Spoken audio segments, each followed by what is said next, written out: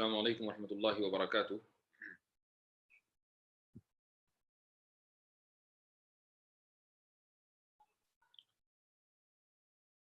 الحمدللہ اب ہم آغاز کر رہے ہیں ایتھیزم ایکسپوزڈ کے دوسرے سیشن کا۔ آپ حضرات کو مجھے 2-3 منٹ دینے ہوں گے تاکہ جو لنک ہے وہ مختلف سوشل میڈیا پلیٹ فارمز کے اوپر شیئر کیا جا سکے۔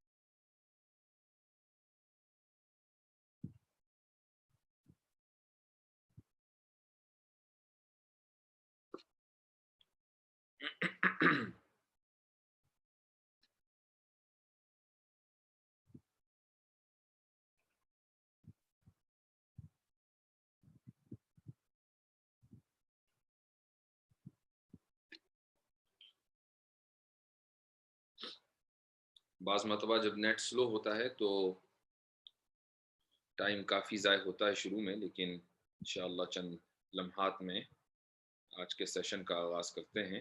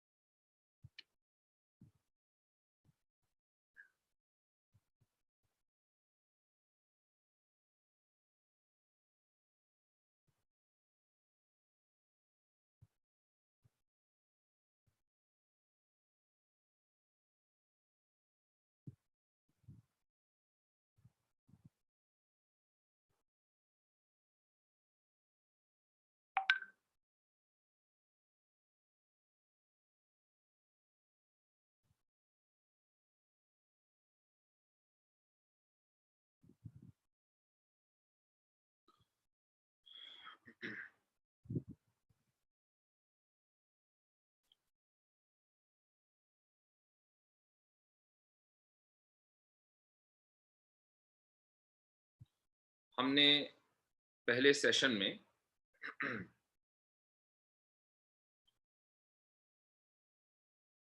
آرمین نوابی کی کتاب پڑھنی شروع کی تھی اور اس کا مقدمہ ہم نے کل ختم کیا تھا۔ پہلے ایک چیز میں یہ بتا دوں کہ اس وقت جو آپ دیکھ رہے ہیں اپنی اسکرین کے اوپر، وہ میں گزشتہ 10 سیکنڈ پہلے کہہ چکا ہوں، یعنی یوٹیوب کے اوپر 10 سیکنڈ کا تھوڑا لیگ ہے، تو اس لیے ہو سکتا ہے کہ آپ اگر کامنٹس کریں تو وہ مجھے بعد میں ملیں، تھوڑا تاخیر سے ملیں۔ اور وسیم سید صاحب آپ یہ کہہ رہے ہیں کہ نیٹ چند دن کے لیے بند ہوگا، اللہ کرے یہ افواہی ہو۔ آپ پوچھ رہے ہیں کہ حقیقت ہے یا افواہ؟ میں تو یہی دعا کرتا ہوں کہ یہ افواہی ہو۔ بہرحال فی الحال اپنے مقصد کے اوپر آتے ہیں، اور ہم مقدمہ ختم کر چکے ہیں۔ اب جو پہلا چیپٹر ہے ہم اس کا آغاز کرتے ہیں۔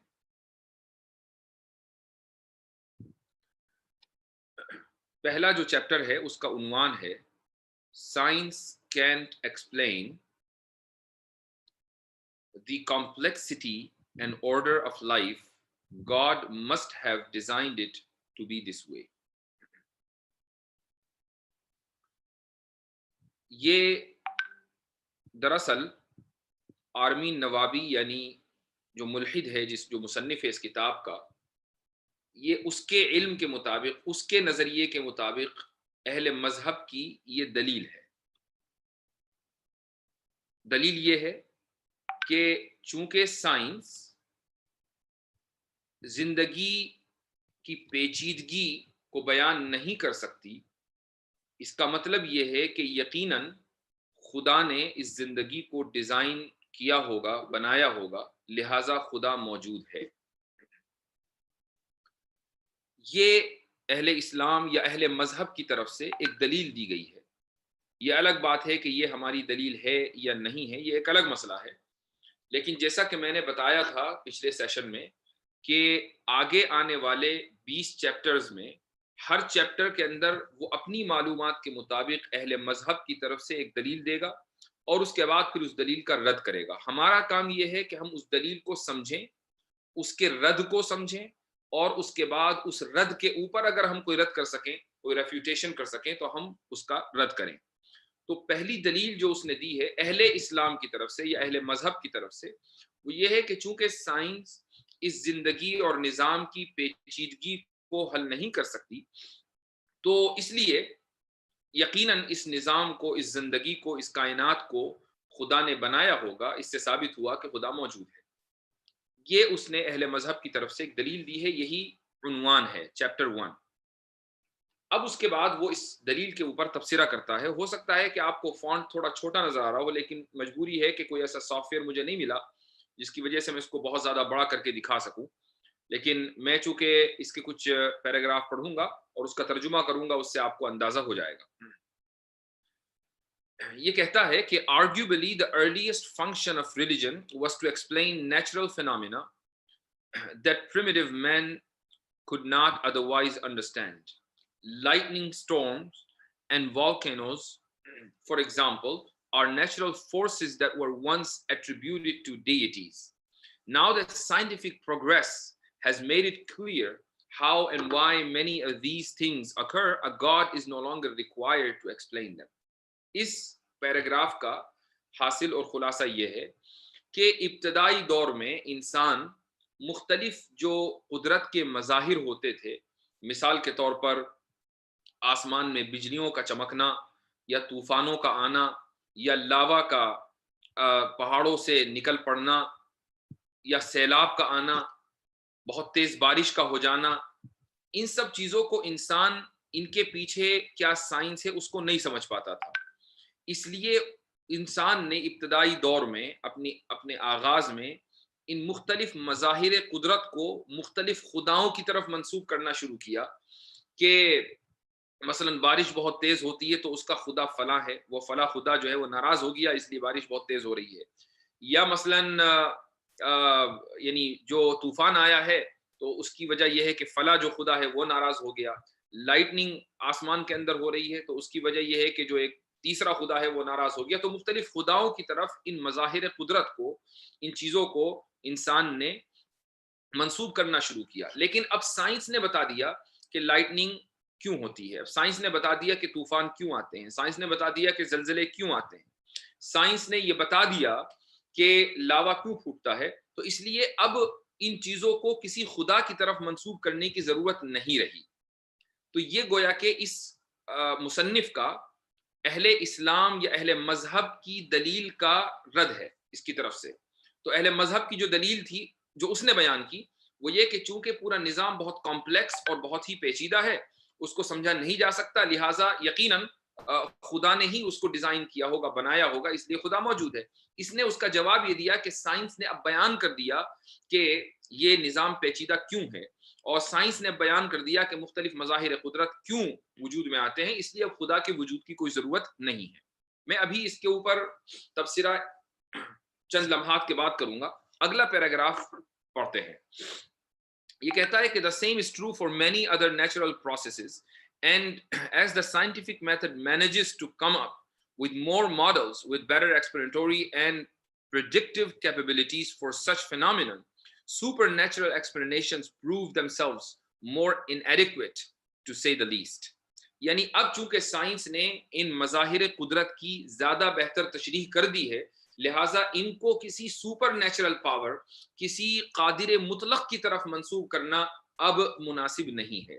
یہ اس کا تبصرہ ہے۔ ہماری طرف سے اس کا جواب یہ ہے کہ آرمین نوابی نے، مصنف نے، سب سے پہلی بات تو یہ ہے کہ اپنے مقدمے میں یہ بات لکھی تھی کہ جو دلائل دیے جائیں گے وہ بنیادی طور پر دو مذہب کی طرف سے دیے جائیں گے، یعنی دو مذہب، اہل مذہب کی طرف سے جتنے بھی دلائل ہوں گے وہ دلائل ہوں گے جو بنیادی طور پر دو مذہب دیتے ہیں، پہلا اسلام اور دوسرا کرسچینٹی۔ یہ دلیل کہ مظاہر قدرت مختلف خداؤں کی ناراضگی کا نتیجہ ہے، طوفان آتا ہے تو کوئی خدا ناراض ہو جاتا ہے، زلزلہ آتا ہے تو کوئی دوسرا خدا ناراض ہو جاتا ہے، نہ تو یہ اہل اسلام کا عقیدہ ہے اور نہ ہی عیسائیوں کا عقیدہ ہے، یہ ہندوؤں کا عقیدہ ہے۔ اور ہندوؤں کی دلیل اسلام کے خلاف یا مسلمانوں کے خلاف یا کرسچنز کے خلاف یا یہودیوں کے خلاف، یہ جتنے بھی اہل مذاہب ہیں، آسمانی مذاہب کے ماننے والے ہیں، ہندوؤں کی دلیل ان کے خلاف نہیں چل سکتی۔ پہلی بات تو یہ ہے، پہلی اس کے اندر پرابلم یہ ہے۔ دوسری پرابلم یہ ہے کہ انسان نے جب شروع میں سائنس نے انسان کو یہ نہیں بتایا تھا کہ زلزلے کیسے آتے ہیں اور طوفان کیسے آتے ہیں، بارشیں کیسے ہوتی ہیں، تب بھی اہل مذہب کبھی بھی ان چیزوں کی پروسیس کو اللہ تعالیٰ کی طرف منسوب نہیں کرتے، بلکہ اہل مذہب ان چیزوں کی جو وجہ ہے، اہل مذہب ان چیزوں کی جو وجہ ہے، جو علت ہے، وہ یہ قرار دیتے ہیں کہ اس کی علت خدا ہے۔ کیا مطلب ہوا؟ یعنی سائنس صرف یہ بتاتی ہے کہ کوئی چیز کیسے ہوتی ہے، سائنس یہ نہیں بتاتی کہ کوئی چیز کیوں ہوتی ہے۔ کیسے اور کیوں کا بہت بنیادی فرق ہے، وہ آپ حضرات ذہن میں رکھیں۔ سائنس یہ تو بتائے گی کہ زلزلہ کیسے آتا ہے، سائنس یہ بتائے گی کہ لاوا کیسے پھوٹتا ہے، سائنس یہ بتائے گی کہ بارش کیسے ہوتی ہے، لیکن اس کے پیچھے اصل وجہ کیا ہے، اس کے پیچھے کا کیوں، اس کا جواب سائنس نہیں دیتی۔ ہم یعنی اہل مذہب یہ مان کر چلتے ہیں، یہ عقیدہ رکھتے ہیں کہ زلزلے آتے ہیں، جتنے بھی مظاہر قدرت دنیا کے اندر ہمارے سامنے آتے ہیں، وہ خدا کی مرضی سے آتے ہیں۔ خدا کی مرضی اس کیوں کا جواب ہے، یہ مذہب بتاتا ہے۔ سائنس کی یہ فیلڈ ہی نہیں ہے کہ وہ خدا کی مرضی یا اس کی عدم مرضی کو بیان کرے۔ تو آپ حضرات اس چیز کو ذہن میں رکھیں کہ سائنس کیسے کا جواب ہے اور مذہب کیوں کا جواب ہے، اور یعنی خدا کی مرضی کو جاننا نہ جاننا یہ سائنس کی میدان سے باہر کی چیز ہے، لہٰذا سائنس اس کو کبھی بیان ہی نہیں کر سکتی کہ خدا موجود ہے یا نہیں ہے۔ تو یہ سب سے پہلی بات، تو اس کے اوپر ہمارا تبصرہ یہ ہے۔ دوسری بات، اگلے صفحے کے اوپر یہ کہانی لکھتا ہے، آرمین نوابی ایک کہانی لکھتا ہے۔ یہ کہانی شروع ہوتی ہے 1802 سے۔ کہانی یہ ہے کہ in 1802 philosophers William Paley introduced the theological argument in his book Natural Theology. In it he argues that the universe must have been designed by an intelligent creator because it is too complex to have arisen by chance. 1802 میں ایک فلسفی William پیلے نے اپنی کتاب theological natural theology میں ایک دلیل دی ہے۔ وہ دلیل یہ ہے کہ یہ کائنات اتنی زیادہ پیچیدہ ہے، اس کے پیچھے یقیناً ایک انٹیلیجنٹ کریٹر ہے۔ انٹیلیجنٹ کریٹر کا مطلب یعنی ایک ایسا خالق جو علام بھی ہے، جو علیم بھی ہے، انٹیلیجنٹ کریٹر جو سب کچھ جاننے والا بھی ہے، یقیناً وہ اس کی تخلیق کے پیچھے ہے۔ Because it is too complex to have arisen by chance. یہ ناممکن ہے کہ یہ پوری کائنات اور اس کا پیچیدہ نظام اتفاقی طور پر سامنے آ گئے۔ To illustrate this, he makes an analogy to a watch. اس کو مزید وضاحت کرنے کے لیے وہ ایک گھڑی کی مثال دیتا ہے۔ وہ یہ کہتا ہے if you are walking on the beach and find a watch, you know from its complexity that a watchmaker must have created it. Suppose وہ یہ کہتا ہے کہ آپ مثلاً کسی بیچ کے اوپر چل رہے ہیں، چوپاٹی کے اوپر چل رہے ہیں بمبئی کی، وہاں آپ نے ایک گھڑی دیکھی پڑی ہوئی، آپ نے اس گھڑی کو اٹھایا، حالانکہ ایک بہت چھوٹی سی چیز ہے، بہت کامن سی چیز ہے، لیکن اس کا ایک نظام پیچیدہ بھی ہے کہ اگر آپ اس کو یہ نہ جانتے ہوں کہ گھڑی کو کیسے بنایا جاتا ہے تو آپ اس کو کھول کر دوبارہ بنا نہیں سکتے۔ تو آپ بہت آسانی کے ساتھ یہ اندازہ لگا سکتے ہیں کہ یقیناً اس گھڑی کا کوئی نہ کوئی بنانے والا ہے، واچ میکر ہے۔ تو جب ایک گھڑی جیسی چیز خود نہیں بن سکتی، اس کا بنانے والا ہو، تو یہ اور گھڑی ایک پیچیدہ مشین ہے، ایسے ہی یہ پوری کائنات جو بے انتہا پیچیدہ ہے وہ خود بخود کیسے وجود میں آ سکتی ہے۔ آخری جو جملہ ہے پیراگراف کا وہ یہ ہے کہ by his logic complexity employs design, یعنی اس منطق کے اعتبار سے جو بھی پیچیدہ چیز ہوگی اس کا یقیناً کوئی نہ کوئی خالق اور ڈیزائنر ہوگا۔ یہ دلیل ہے فلسفی ولیم پیلے کی۔ اہل مذہب چاہے وہ عیسائی ہوں، مسلمان ہوں، یہودی ہوں، کسی بھی مذہب کے ماننے والے ہوں، وہ اس دلیل سے متفق ہیں کہ جو پیچیدہ نظام ہے وہ کیسا بھی ہو، دنیا کا نظام ہو یا یہ خود دنیا ہو، اس کا کوئی نہ کوئی بنانے والا ہے۔ تو جو بھی چیز پیچیدہ ہوگی اس کا ڈیزائنر اور اس کا خالق یقیناً ہوگا۔ یہ کائنات چونکہ پیچیدہ ہے لہٰذا اس کا خالق ہے۔ یہ اہل مذہب اس دلیل سے متفق ہیں، لیکن اس کتاب کا مصنف جو ملحد ہے وہ اس دلیل کا رد کرتا ہے۔ وہ یہ کہتا ہے کہ یہ جو اصول ہے کمپلیکسٹی امپلائز ڈیزائن، کہ ہر کمپلیکس اور پیچیدہ چیز کا کوئی نہ کوئی ڈیزائنر ہوگا، یہ اصول مصنوعی چیزوں میں تو اپلائی ہوتا ہے لیکن فطری چیز میں اپلائی نہیں ہوتا۔ اس کا رد یہ ہے کہ یہ اصول مصنوعی چیزوں میں اپلائی ہوتا ہے۔ مثلاً آپ ایک کرسی لے لیں، ایک مصنوعی چیز ہے، آپ صوفہ لے لیں، بیڈ لے لیں، آپ الماری لے لیں، آپ گھڑی لے لیں، کمپیوٹر لے لیں، کوئی فون لے لیں، ڈیوائس لے لیں، مشینیں لے لیں، گاڑیاں لے لیں، یہ ساری مصنوعی چیزیں ہیں۔ یہ اصول یہاں پر اپلائی ہوگا کہ جو بھی پیچیدہ چیز ہے اس کا یقیناً کوئی نہ کوئی بنانے والا ہے۔ لیکن جو فطری چیزیں ہیں، مثال کے طور پر پتھر ہے، وہاں یہ اصول نہیں چلے گا۔ مثال کے طور پر پہاڑ ہے، وہاں یہ اصول نہیں چلے گا۔ یا کوئی ریت کا ٹیلا ہے، وہاں یہ اصول نہیں چلے گا۔ سمندر ہے، وہاں یہ اصول نہیں چلے گا۔ یہ اس نے گویا کہ اس دلیل کا رد کیا۔ اس کا جواب ہماری طرف سے یہ ہے کہ مصنوعی اور فطری چیزوں کے درمیان جو فرق ہے وہ ہمارے یعنی انسان کے اعتبار سے تو ہے کہ ہم ایک کرسی کو مصنوعی کہتے ہیں لیکن پانی کو ہم غیر مصنوعی کہتے ہیں۔ ہم ایک مشین کو مصنوعی کہتے ہیں لیکن پہاڑ کو ہم فطری کہتے ہیں۔ ہم ایک موبائل کو یا کمپیوٹر کو مصنوعی کہتے ہیں لیکن ریت کے ٹیلے کو ہم فطری کہتے ہیں۔ یہ فرق ہمارے انسان کے اعتبار سے ہے، لیکن اللہ کے اعتبار سے دنیا کی ہر چیز ایک ایک ذرہ اور اس دنیا کے اندر موجود ہر چیز مصنوعی ہے۔ لہٰذا اگر وہ مصنوعی ہے تو اس کا صانع بھی موجود ہے، اس کا بنانے والا بھی موجود ہے۔ یہ جو فرق اس مصنف نے کیا ہے، اور ملحدین جو یہ فرق کرتے ہیں کہ جو مصنوعی چیزیں ہیں ان کا تو بنانے والا ہے لیکن جو غیر مصنوعی یعنی فطری چیزیں ہیں ان کا کوئی بنانے والا نہیں، یہ فرق محض بلا دلیل ہے، ایک آربیٹری اسٹیٹمنٹ ہے۔ آربیٹری اسٹیٹمنٹ کا مطلب یہ ہوتا ہے کہ تحکمانہ انداز ہے کہ ایک چیز بس کہہ دی، اس کی کوئی دلیل نہیں ہے۔ اس کے بعد ایک وہ مثال دیتا ہے، وہ یہ کہتا ہے کہ اس دنیا میں ایک ایسا نظام بھی ہے کہ جس نظام کی وجہ سے بہت سی چیزیں خود بخود وجود میں آ جاتی ہیں چاہے وہ کتنی ہی پیچیدہ کیوں نہ ہو۔ وہ یہ کہتا ہے اس پیراگراف میں since then many scientists and philosophers have tackled this issue and have shown that complex system can arise without a designer، کہ 1802 کے بعد سے بہت سے فلسفیوں اور سائنٹسٹ نے اس دلیل کا جواب دیا ہے اور انہوں نے یہ بتانے کی کوشش کی ہے کہ بہت سی پیچیدہ چیزیں خود بخود بغیر کسی ڈیزائنر اور بنانے والے کے بن جاتی ہیں۔ اچھا، وہ چیزیں کیا ہیں؟ وہ ہیں سب سے پہلی چیز evolution. Evolution by natural selection is one such system. Evolution کو اردو میں کہا جاتا ہے ارتقاء، نظریہ ارتقاء۔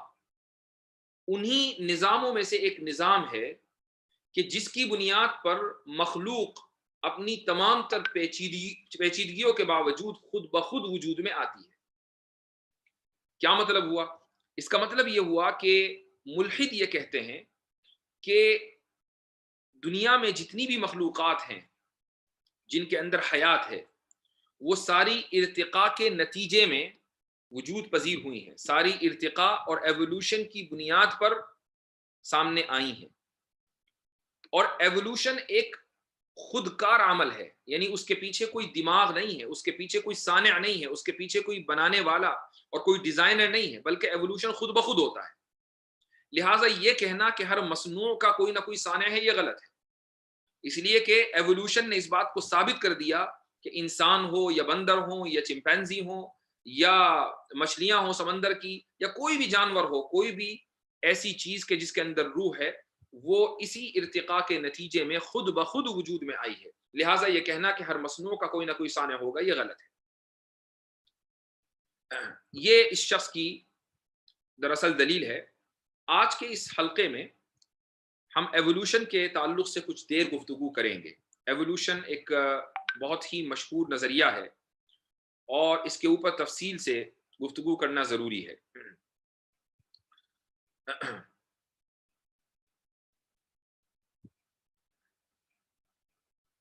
دیکھیے، سب سے پہلی بات تو یہ ہے کہ جو لوگ بھی ایوولوشن کے قائل ہیں، یعنی نظریہ ارتقاء کے قائل ہیں، آپ ان سے ایک سوال یہ پوچھیں کہ نظریہ ارتقاء ایک سائنسی نظریہ ہے یا نہیں. وہ جواب یہ دیں گے کہ نظریہ ارتقاء ایک سائنسی نظریہ ہے. وہ یہ نہیں کہہ سکتے کہ یہ غیر سائنسی نظریہ ہے، یعنی یہ ایک ایسی بدیہی چیز ہے کہ اس کا انکار ممکن نہیں ہے. نظریہ ارتقاء ایک سائنسی نظریہ ہے. یہ جب جواب دیے جا چکے ان کی طرف سے، اب آپ آگے چلیے، پوچھئے کہ سائنس محدود ہے یا غیر محدود، سائنس لمیٹڈ ہے یا ان لمیٹڈ. یہ ممکن نہیں ہے وہ یہ کہہ دیں کہ سائنس ان لمیٹڈ ہے. وہ ہر حال میں یہی کہیں گے کہ سائنس محدود ہے. لہذا جب ایوولوشن جو سائنس کا پروڈکٹ ہے اور سائنس محدود ہے، تو ایوولوشن بھی محدود ہوا.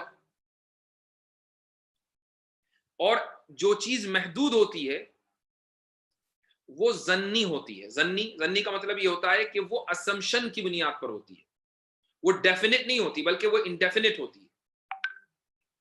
لہذا نظریہ ارتقابی ظنی ہے، نظریہ ارتقابی انڈیفینٹ ہے، نظریہ ارتقابی اسمپشنز کے اوپر بیس کرتا ہے، وہ ڈیفینٹ نالج نہیں ہے.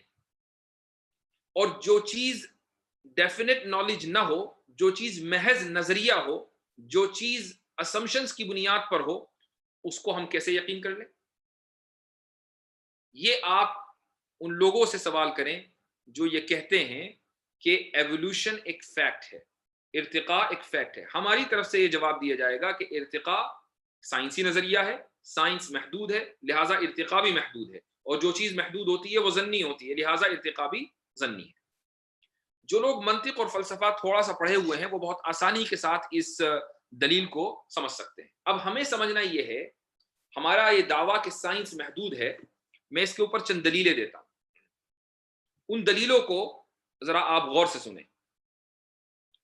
پہلی دلیل، سائنس محدود ہے، اس کی پہلی دلیل یہ ہے، اور اس دلیل کا عنوان ہے sensory perception. Sensory perception, sense, حواس. سینس کہتے ہیں حواس کو. تو ہماری دیکھنے کی صلاحیت، سننے کی صلاحیت، ہمارے چکھنے کی صلاحیت، ٹچ کرنے کی صلاحیت، سننے کی صلاحیت، یہ صلاحیتیں ان کو بولا جاتا ہے انگریزی میں sense. So sensory perceptions. Science کی جو بنیاد ہے وہ مشاہدے کے اوپر ہے، آبزرویشن کے اوپر ہے. اور آبزرویشن ہوتا ہے حواس کے ذریعے، یعنی سینسز کے ذریعے. اور جو علم ہم اپنے سینسز سے حاصل کرتے ہیں، حواس کے ذریعے حاصل کرتے ہیں، وہ محدود ہے. لہٰذا ہمارا مشاہدہ اور آبزرویشن محدود اور لمیٹڈ ہوا. سائنس کی بنیاد ہے آبزرویشن کے اوپر، لہٰذا سائنس بھی محدود اور لمیٹڈ ہوئی. ٹھیک ہے. اور جو چیز لمیٹڈ ہو، سائنس ایک لمیٹڈ چیز ہے، اور دنیا کا بنانے والا وہ ہے غیر محدود. تو ایک محدود چیز غیر محدود کے بارے میں یہ کیسے فیصلہ کر سکتی ہے کہ وہ ہے یا نہیں ہے؟ تو ہماری پہلی دلیل سائنس کے محدود ہونے پر تو یہ ہے، سینسری پرسیپشنز.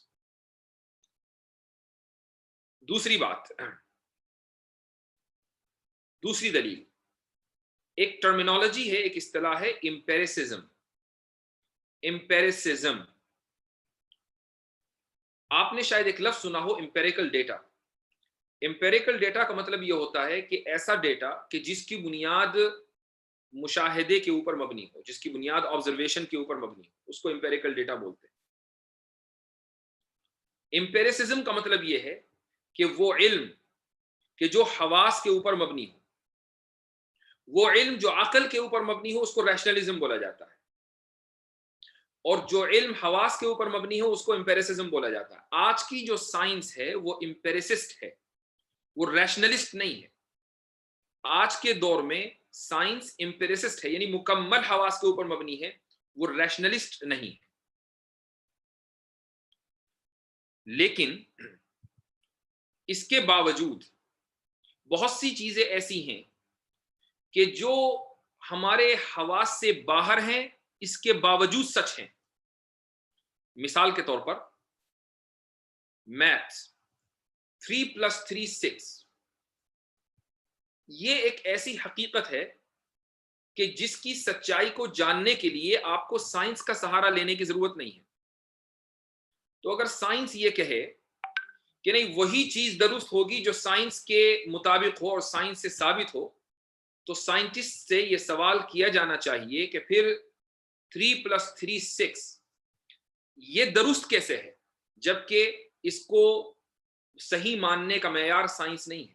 یہ ایک یونیورسل ٹروتھ ہے، یہ ایک کائناتی حقیقت ہے.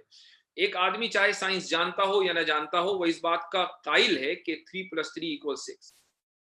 ایسے ہی اس سماج میں، معاشرے میں جتنے بھی اخلاقی اچھائیاں ہیں یا اخلاقی برائیاں ہیں، یہ ایسی سچائیاں ہیں کہ جن کے سچ ہونے کے لیے سائنس کا سہارا لینے کی ضرورت نہیں ہے. مثال کے طور پر کسی کا قتل کر دینا، ناحق قتل کر دینا ایک بری چیز ہے. اس کے لیے سائنس کا سہارا لینے کی ضرورت نہیں ہے.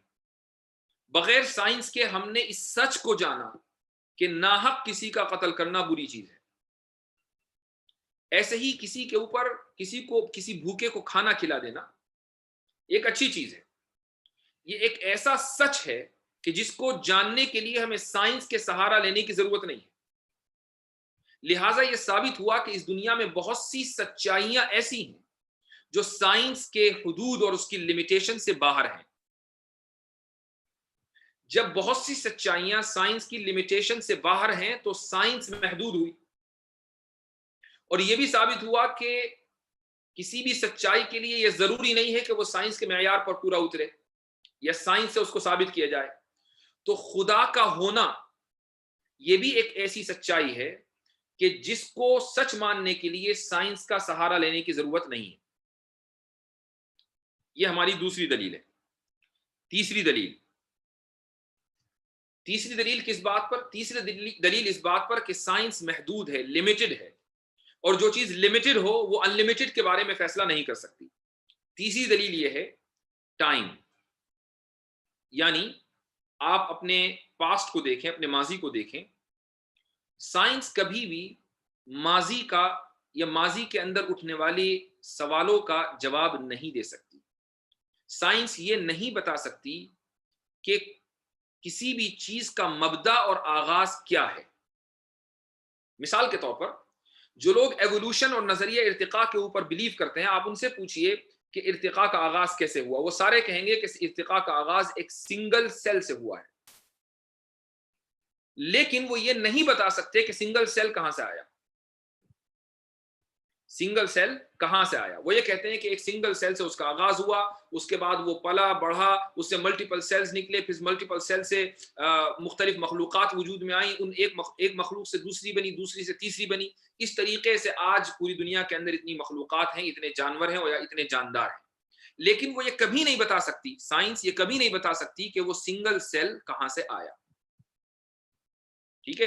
تو اس سے یہ ثابت ہوا کہ سائنس محدود ہے، چونکہ ماضی میں رونما ہونے والے بہت سے واقعات کا سائنس جواب نہیں دے سکتی. یہ ہماری تیسری دلیل ہے. چوتھی دلیل جس کی طرف میں اشارہ کر چکا ہوں وہ ہے مورالٹی. مورالٹی کا مطلب یہ ہوتا ہے کہ کیا چیز مورل ہے اور کیا چیز امورل ہے، یعنی کون سی چیز اخلاقی اعتبار سے درست ہے اور کون سی چیز اخلاقی اعتبار سے درست نہیں ہے، مجھے کیا کرنا چاہیے اخلاقی اعتبار سے، یہ سائنس کبھی نہیں بتائے گی۔ مثلا میں نے ایک آدمی کو دیکھا، مجھے لگا اس کے چہرے کے اوپر بھوک کے آثار ہیں، تو کیا مجھے اس کو کھانا کھلانا چاہیے یا نہیں کھلانا چاہیے؟ کہیں اس نے محض جھوٹا اظہار تو نہیں کیا بھوک کے آثار کا؟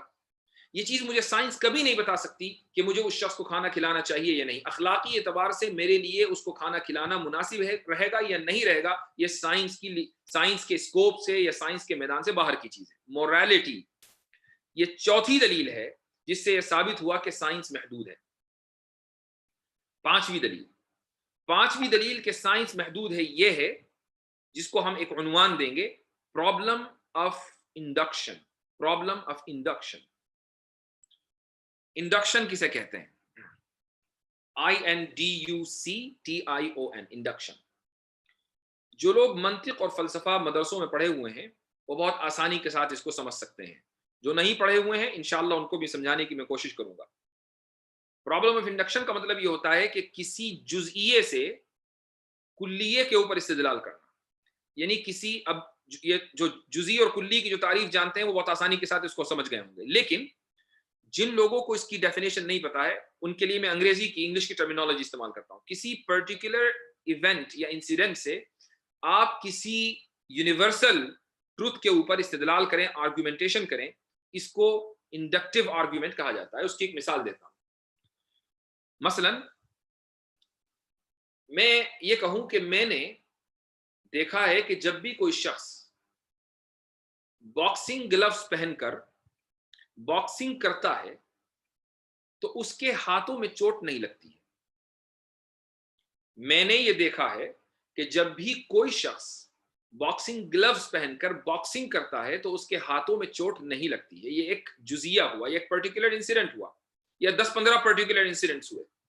اب اس کے بعد میں نے یہ دلیل دی، لہٰذا اس سے ثابت ہوا کہ جو شخص جو بھی دنیا میں باکسنگ گلوز پہن کر باکسنگ کرے گا اس کے ہاتھ میں کبھی چوٹ نہیں لگے گی، اس کے ہاتھ میں کبھی چوٹ نہیں لگے گی۔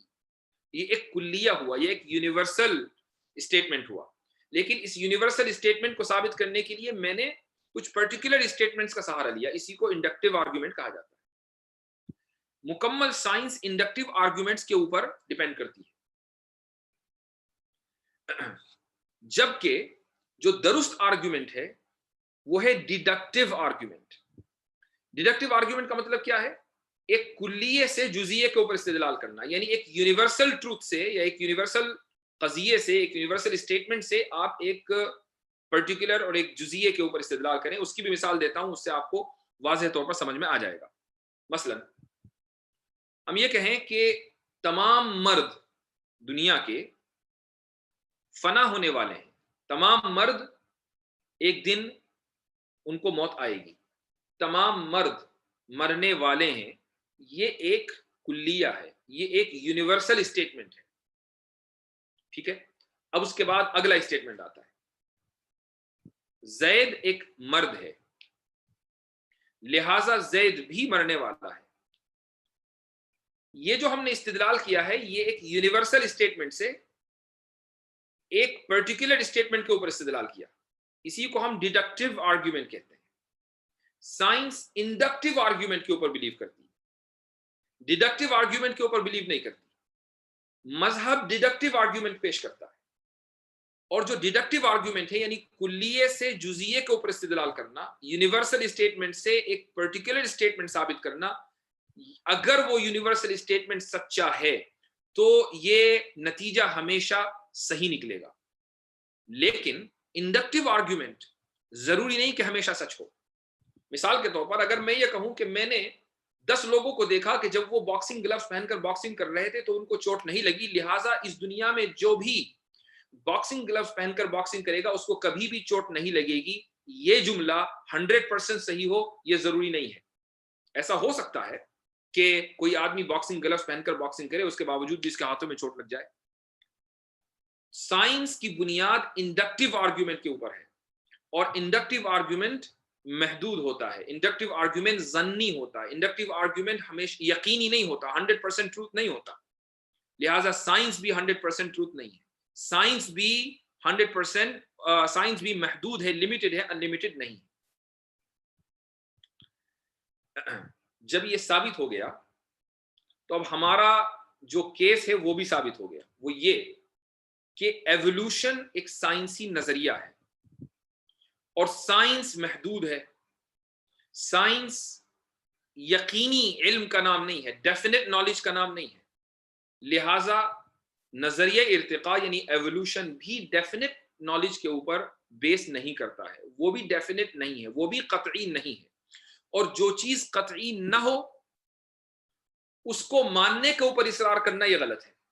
لہٰذا جتنے بھی ملحدین ہیں، جتنے بھی ایتھیسٹ ہیں، جب ان سے یہ کہا جاتا ہے کہ یہ دنیا جس طریقے سے ایک چھوٹی سی مشین خود بخود نہیں بن سکتی، تو یہ دنیا جو اتنی پیچیدہ ہے، اتنی کمپلیکس ہے، وہ خود بخود کیسے وجود میں آ سکتی ہے؟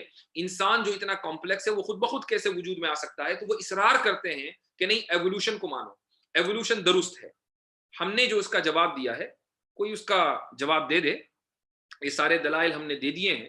وہ یہ ثابت کر دے کہ ایوولوشن ڈیفینٹ ہے، وہ یہ ثابت کر دے کہ ایوولوشن قطعی ہے، وہ یہ ثابت کر دے کہ سائنس ڈیفینٹ نالج کا نام ہے، سائنس جو کہتی ہے وہ ہر حال وہ 100% ٹروتھ ہے، وہ یہ ثابت کر دے تو ٹھیک ہے، ہم بھی مان لیں گے کہ ایوولوشن ایک قطعی چیز ہے.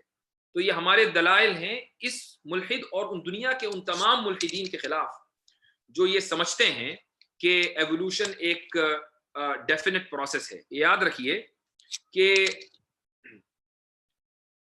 جو ایوولوشن ہے یہ نظریہ سب سے پہلے کس نے پیش کیا تھا؟ ساری دنیا جانتی ہے کہ یہ نظریہ ڈارون نے پیش کیا تھا. میں آپ کو ڈارون کا ایک اقتباس پڑھ کر سناتا ہوں جو اس کی سوان حیات میں ہے، جو اس کی بایوگرافی میں ہے. وہ یہ لکھتا ہے، یعنی ڈارون خود ہی کہہ رہا ہے، چارلز ڈارون خود ہی کہتا ہے، میں اس کا اردو ترجمہ آپ کو پڑھ کے سنا رہا ہوں. خدا کے وجود پر ایمان کی ایک اور دلیل مجھے کہیں زیادہ وزنی معلوم ہوتی ہے اور اس کا تعلق جذبات سے نہیں بلکہ عقل سے ہے. یعنی بہت سے لوگ خدا کے وجود پر کے قائل اس لیے ہوتے ہیں چونکہ یہ ان کے لیے ایک ایموشنل مسئلہ ہوتا ہے، لیکن ڈارون یہ کہتا ہے کہ یہ جو دلیل مجھے ملی ہے اس کا تعلق جذبات اور ایموشن سے نہیں بلکہ عقل سے. آگے وہ لکھتا ہے، یہ تصور کرنا محال بلکہ ناممکن ہے کہ یہ انتہائی زبردست کائنات اور یہ انسان کے جس کے پاس دور دراز ماضی اور مستقبل میں کہیں آگے تک نظر ڈالنے کی صلاحیت پائی جاتی ہے، محض ایک اندھے اتفاق یا ضرورت کی پیداوار ہے. اس زاویے سے غور کرتے ہوئے میں خود کو مجبور پاتا ہوں کہ اس اولین سبب تخلیق میں ایک انسانی ذہن سے کسی درجے مماثلت رکھنے والی ذہانت کی موجودگی کو تسلیم کروں، اور اس طرح میں مستحق ہوں کہ میرا شمار بھی خدا پر یقین رکھنے والوں میں کیا جائے. آخری جملہ غور کیجئے، اس طرح میں مستحق ہوں کہ میرا شمار بھی خدا پر یقین رکھنے والوں میں کیا جائے. یعنی خود ڈارون یہ کہہ رہا ہے کہ میرا شمار خدا پر یقین رکھنے والوں میں کیا جانا چاہیے.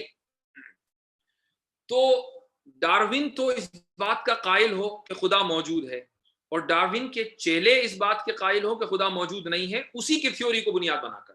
یہ کتنا عجیب اتفاق ہے.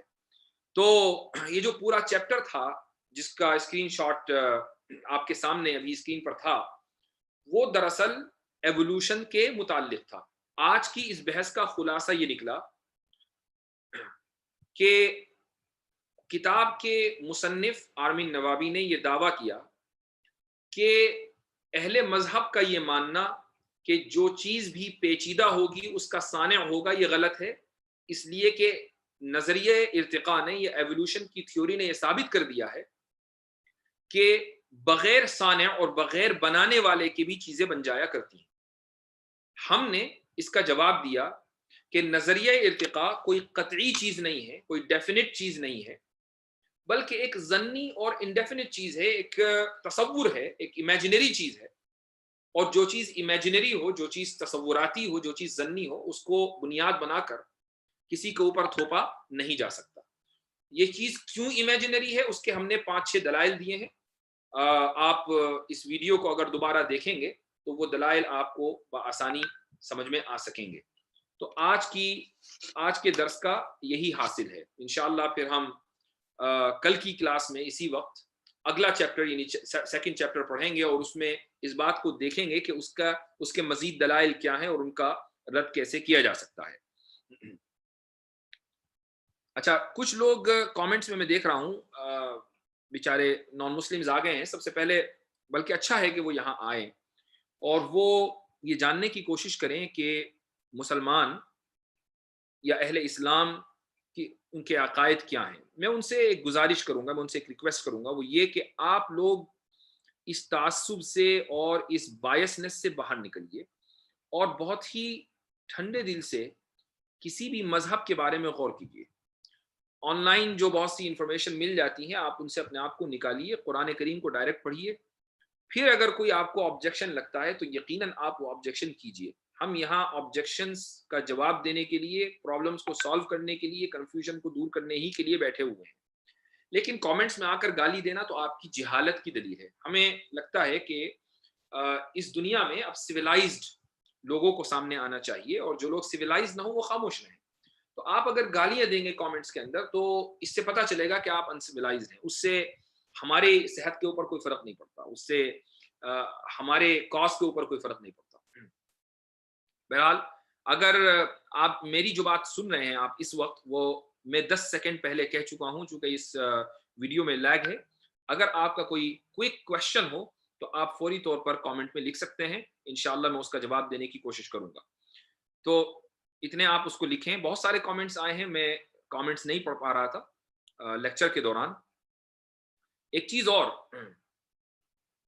اور وہ یہ کہ ہم جب اس حلقے میں شامل ہوں، اس درس میں شامل ہوں، تو آپ اپنے ساتھ ایک نوٹ بک اور پین ضرور رکھیے، چونکہ بہت ساری چیزیں ایسی ہوتی ہیں کہ آپ اگر صرف سنیں گے تو شاید وہ یاد نہ رہیں. بہت ساری چیزیں اسی وقت یاد رہ سکتی ہیں جب آپ ان کو لکھیں. آپ کو اندازہ ہوگا، آپ مدرسے میں اگر پڑھے ہیں، کالج میں پڑھے ہیں، یونیورسٹی میں پڑھے ہیں تو نوٹس لینے کی عادت یقیناً ہوئی ہوگی. تو اس کو اسی اعتبار سے دیکھا جائے، یعنی اس کو جلسہ نہ سمجھا جائے بلکہ اس کو ایک درس سمجھ لیا جائے تو زیادہ بہتر ہے. تو بہت سی اصطلاحات ایسی ہیں کہ جن کی میں انگلش بھی بیان کر دیتا ہوں یا عربی بیان کر دیتا ہوں، اردو بیان کر دیتا ہوں. تو وہ اصطلاحات بھی آپ کے سامنے آ جائیں، ان کو لکھ لیا کریں اور جو دلائل ہم دے رہے ہیں ان کو لکھ لیا کریں تاکہ آگے چل کر وہ آپ کو فائدہ دیں انشاءاللہ تعالی.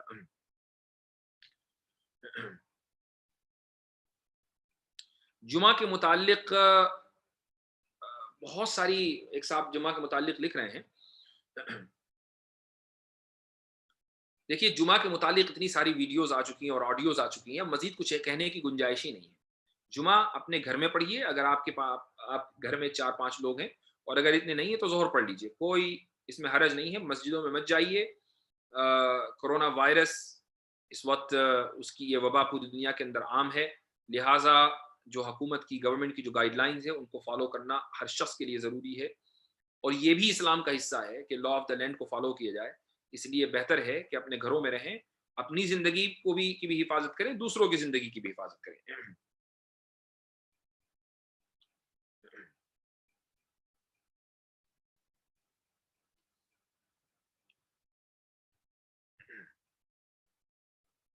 اسی لیے میں نے کہا کہ مساجد بند ہیں، اپنے گھر میں آپ نمازیں پڑھیے.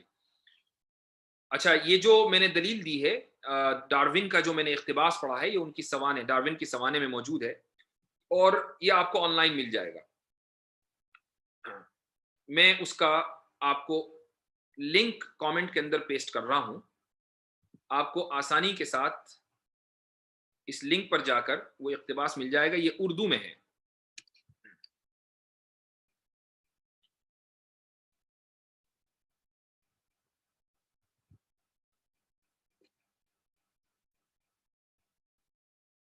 جی ہاں، نظر الہدیٰ مومن صاحب، جو لوگ لائیو سیشن اٹینڈ نہیں کر سکے ہیں، یہ ویڈیو تھوڑی دیر کے بعد خود بخود یوٹیوب پر آ جائے گی اور انشاءاللہ یہیں رہے گی، وہ بعد میں بھی دیکھ سکتے ہیں.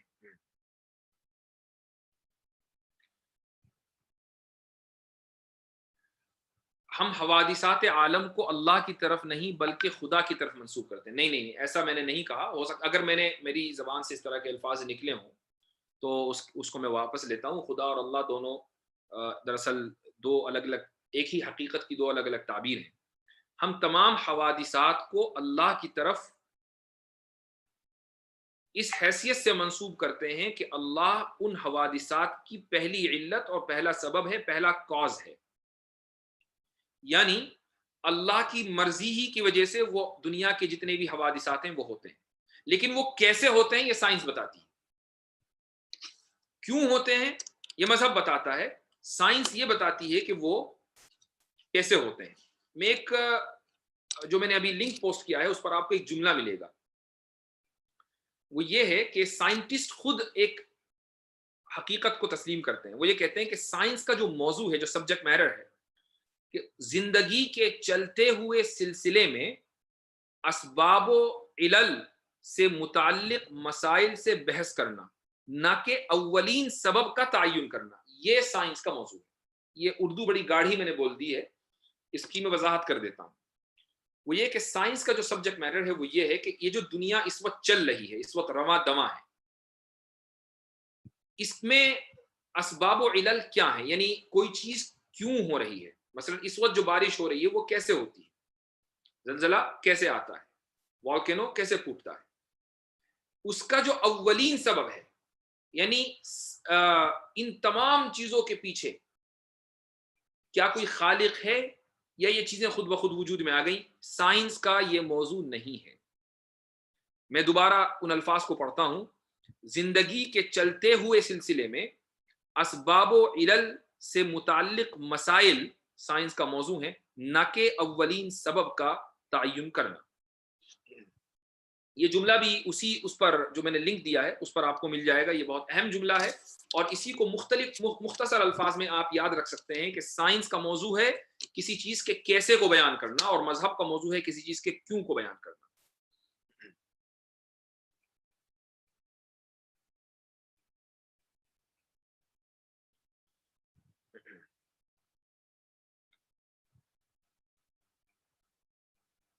اگر لنک نہیں ملا تو میں انشاءاللہ تھوڑی دیر میں پھر اس کو پوسٹ کروں گا یہیں پر اس کے پورا ہونے کے بعد. تو بہرحال آج کے لیے انشاءاللہ اتنا ہی، اور کل پھر اسی وقت 11:30 بجے انڈیا ٹائم کے اعتبار سے یوٹیوب پر ہی ملاقات ہوگی. اگلا چیپٹر انشاءاللہ ہم کور کریں گے. دعا کیجئے کہ انٹرنیٹ لاک ڈاؤن نہ ہو. انسان تو لاک ڈاؤن ہو چکا ہے لیکن انٹرنیٹ لاک ڈاؤن نہ ہو، اور ہمارا یہ سلسلہ اسی طریقے سے چلتا رہے. عبد القادر صاحب ایک سوال یہ کر رہے ہیں کہ الحاد کے بنیادی نکات کیا ہیں اور ملحدین اس وقت کن کن کو فالو کرتے ہیں. دیکھیے، ملحدین کا جو سب سے بڑا چیمپئن ہے اس کا نام ہے ریچرڈ ڈاکنز.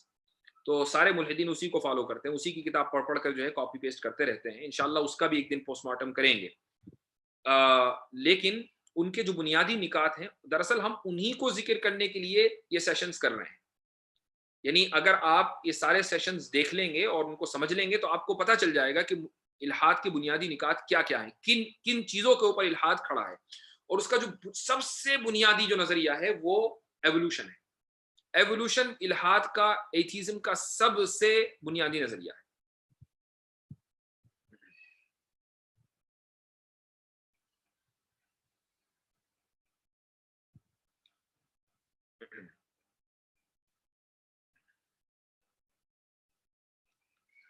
ٹھیک ہے، میں انشاءاللہ ابھی آپ کو لائیو ختم ہونے کے بعد لنک پوسٹ کرتا ہوں. جزاکم اللہ خیر الجزاء، وآخر دعوانا ان الحمد للہ رب العالمین.